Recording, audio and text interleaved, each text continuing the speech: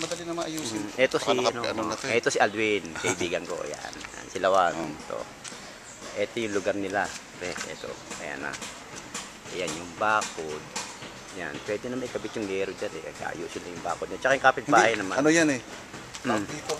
Yan kasi pupunta kasi dito. Andiyan kasi si Paring Dennis. Oo, yan.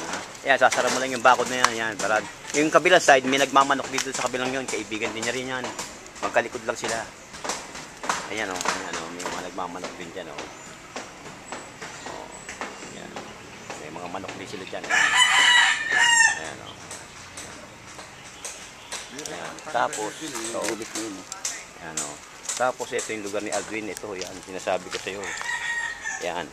Ayan. May konting ayos dito. Lininisin. Tapos, yan. Lilinis lang naman. Lagyan ng flying pin. Ayan.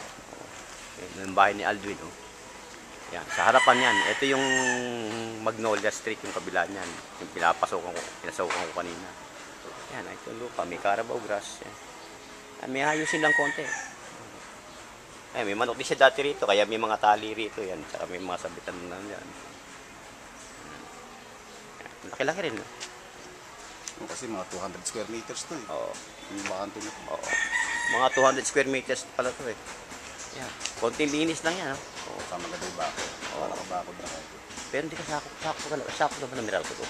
Pero wala makakapasok dito, akit pa rin. Ay, nakalis kami dito. Babayad ka. Release para sila rito eh. Ang maganda lang dito, hindi